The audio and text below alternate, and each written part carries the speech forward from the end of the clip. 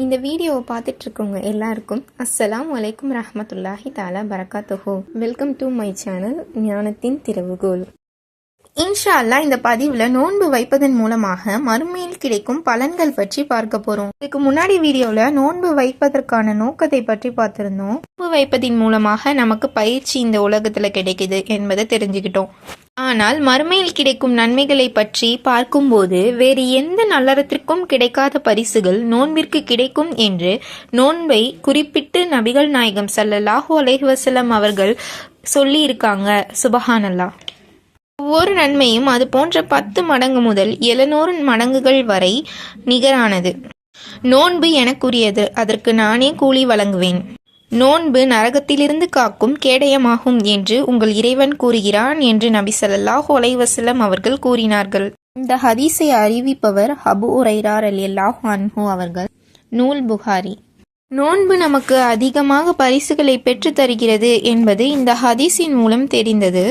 இரண்டாவதாக, என் உயிர் எவன் கைவசம் இருக்கின்றதோ அவன் மீது ஆணையாக, நோன்பாளியின் வாயிலிருந்து வீசும் வாடை அல்லாஹ்விடத்தில் கஸ்தூரியின் வாடையை விட சிறந்ததாகும் என்று நபி ஸல்லல்லாஹு அலைஹி வஸல்லம் அவர்கள் கூறினார்கள்.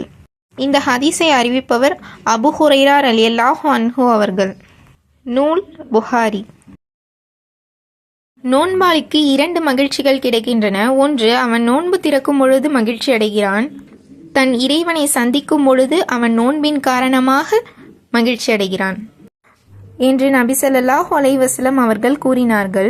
இந்த ஹதீஸை அறிவிப்பவர் அபூ ஹுரைரா ரலியல்லாஹு அன்ஹு அவர்கள். நூல் புகாரி.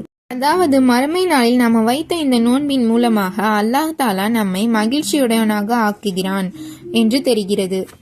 நான்காவதாக, யார் நம்பிக்கை கொண்டு நன்மையை எதிர்பார்த்து ரமலான் மாதம் நோன்பு நோற்பாரோ அவரது முன் பாவங்கள் மன்னிக்கப்படும் என்று நபி ஸல்லல்லாஹு அலைஹி வஸல்லம் அவர்கள் கூறினார்கள். இந்த ஹதீஸை அறிவிப்பவர் அபூ ஹுரைரா ரலியல்லாஹு அன்ஹு அவர்கள். நூல் புகாரி.